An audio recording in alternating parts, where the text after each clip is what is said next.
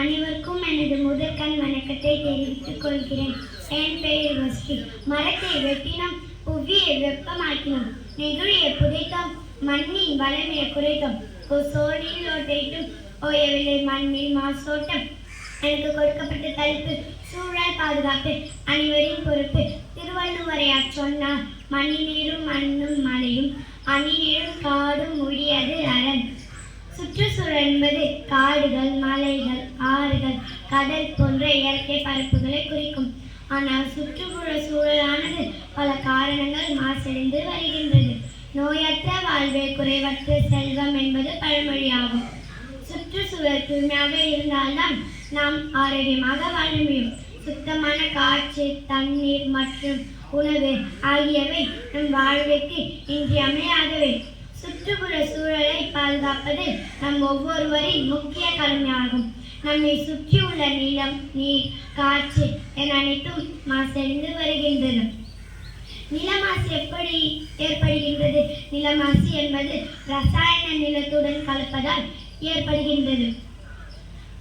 நீர் எப்படி மாசுபடுகின்றது?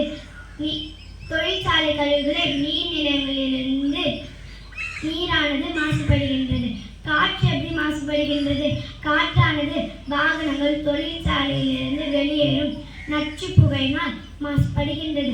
அப்படி என்றால் சுற்றுச்சூழல் எப்படிதான் பாதுகாக்க முடியும்? பசுமையான பூமி மனிதனுக்கு தரும் சிறந்த வாழ்க்கை என்பதற்கேற்ப நாம் அனைவரும் மரம் நடுவது, காடுகள் வளர்ப்பது, சுத்திகரிக்கப்பட்ட கழிவுகளை வெளியேற்றுவது, அதிக மாசுபாட்டை உண்டாக்கும் திட்டங்களை கைவிடுவது, இவற்றால் மட்டுமே சுற்றுச்சூழலை பாதுகாக்க முடியும். அது மட்டுமில்லை, நெகிழி பயன்பாட்டை குறைக்க வேண்டும், இயற்கை உரங்களையே பயன்படுத்துவேன். எனவே திருந்துவோம், இயற்கையை பாதுகாப்போம். நாட்டின் தூய்மை நமக்கெல்லாம் பெருமை என்பதற்கேற்ப நாம் அனைவரும் வீடு மற்றும் சுற்றுப்புறத்தை தூய்மையாக வைத்துக் கொள்ள வேண்டும்.